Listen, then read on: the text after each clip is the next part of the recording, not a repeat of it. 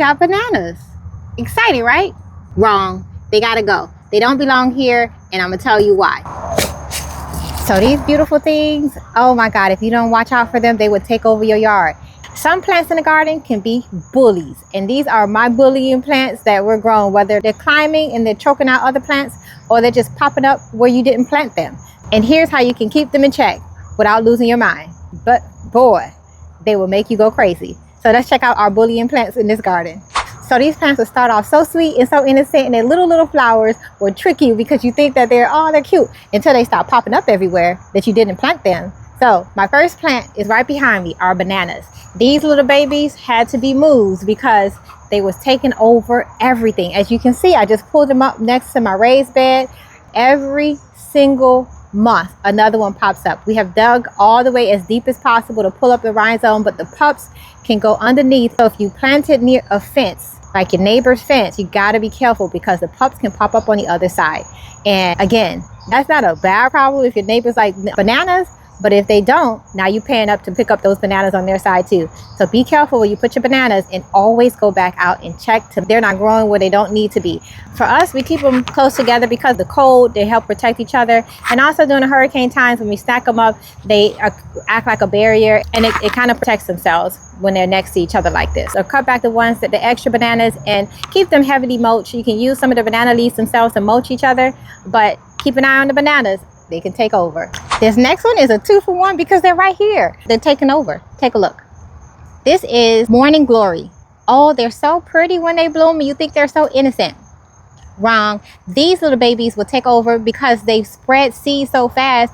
I planted them on the other side of our house, and they're popping up everywhere. They're self-seeding, and they have fast growing vines. So if you close your eyes, they'll choke out another plant nearby, which they're doing, and they're choking out my muscadines. I go in and I'll just snip it and keep it under control. I don't have my pruners right now, but you want to make sure you keep it pruned and keep it back, and not keeping it next to your other plants, because right now it is choking my grapes. I'd rather have my grapes than my flowers. Even though I love them both, you gotta go. The next one, oh, these beautiful babies. Where are you? My muscadine grapes. They are right, where are they? My muscadines. If you don't have it on the trellis and you're just trying to let it grow in a pot, it's going to go everywhere. Back here, let me back up. So this is our full muscadine grapes, and if you see, I have pruned the bottom several times. If you skip a day and it rains, it comes back full force. So prune annually, especially during winter, and don't plant them too close to any other plants like I did. So if you watch any of the other videos I have posted, there used to be a vine right behind me. It was beautiful. Our passion fruit, they had to go. They were taking over between fighting with these flowers or fighting with the grapes or those my other plants. I had to pull them. Sometimes you don't want to, but you have to, because they were going to take over. So I moved them. I'll show you. You can actually see some right behind me. I moved them at this fence behind us, and I'm going to let it do its thing right there on the fence. It's not blocking or shading any other plants.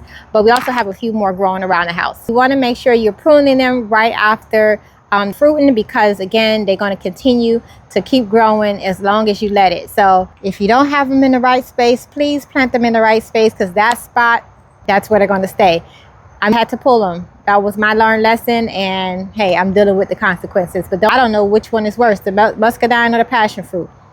It's a good thing to get a lot of fruit, but it's a bad thing if it's going to destroy the other plants near it. So passion fruit is another one. So my next one is right behind me again. You guys think these are the most beautiful plants, and I agree, they're the most beautiful flowers.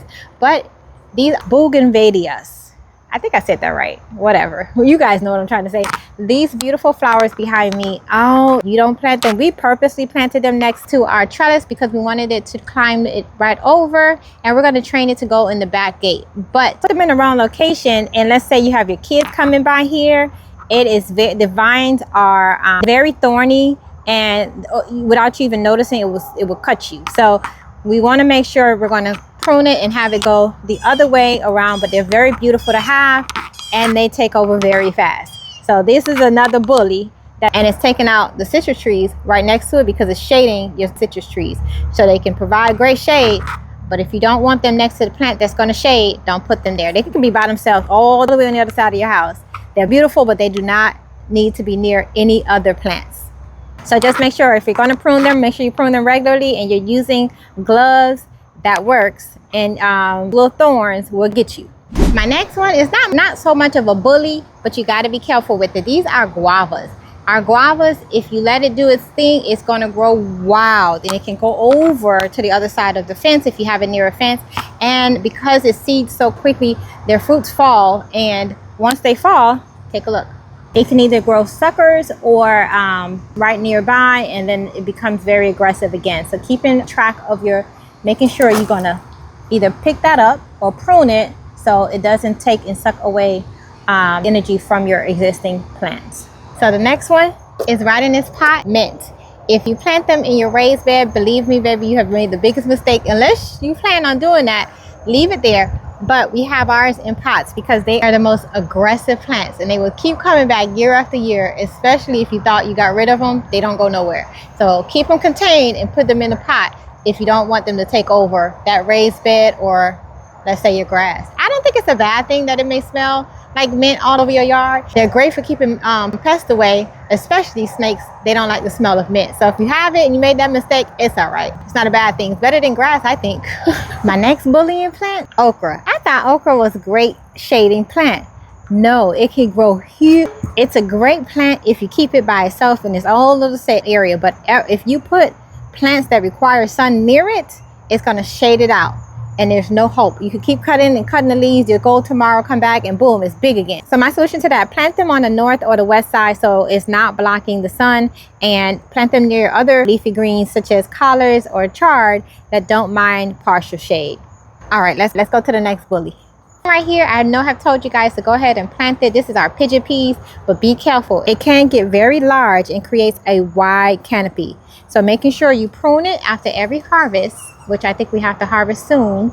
You prune it after every harvest, and you can use it as a trellis. Kuck. Now Kuck is a bully. Why? Because it can grow very big. It can be very bush and thick, and it's also self-seeding. So you just got to be careful and making sure you harvest regularly and keep it compact. Try to prune it back after flowering to reduce the seed spreading. Like these, we got, is that a tomato flower?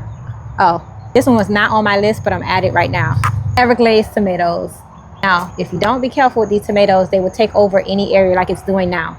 These are our Everglades, and they can grow wherever. Look at this. They're about to choke out the Kuck, and I thought the Kuck was the aggressive one here. Is this? I plant a bully next to a bully. I don't want to see who's going to win this out, so I'm going to go take care of this. We're going to make sure we stake our tomatoes, and we actually prune our little bit baby Kuck. So you want to just plant, if you're going to plant Kuck, just make sure you plant it like a hedge, or you plant it in an area that doesn't mind it expanding. So again, lessons learned. This next one, oh, they're so pretty. These are our elderberries. They're so cute. Don't let the cuteness fool you. They look sweet, but it spreads fast on the ground through their rhizomes, and their roots run. And you can see new shoots will pop up several feet away. I had just taken one away from here, but where is it? I don't see it. I think my husband already moved them. So the best way to combat this is a few things. You can put a root barrier on the side of the fence to make sure there's no roots that goes beyond this area here. So another thing is you can prune it once a year to making sure it stays the shape that you want it, and it's not going to over and control your backyard. So you want to make sure you harvest as often as possible, because the more energy it's putting on producing fruits, the less energy it puts in producing up pups. So that's just another trick. So as you can see, every garden has its own bullies, but you got to keep them under control. Let them know who runs the house. They don't run this. Sometimes they just still going to pop up and show up whenever they want, but just go out and keep checking. With a little bit of pruning, planting, and tough love, you can keep these plants under control. So listen, I'm not here canceling any plants, because as you can see, I still have them in my yard. I just want them to respect the space that I put them in and stay in their zones. Sometimes they don't listen, but that's what you're there for. Because at the end of the day, this garden is a shared space. Whether they want to share it or not, they're gonna learn to. Go check on your plants and make sure they don't take over. Now it's your turn. Tag your biggest bully in the comments below, or which one you secretly love and don't mind. We're in this garden jungle together, right? Oh, I forgot to add, sweet potatoes, those beautiful little lovers. Oh my goodness, they will spread fast. So making sure you put them in either a raised bed, because if you put them in the ground, they will spread fast. Which sometimes if you have a dedicated area, it doesn't matter, it's fine. But keep an eye on those vines because they will continue to grow, which is good, right? It's a good problem.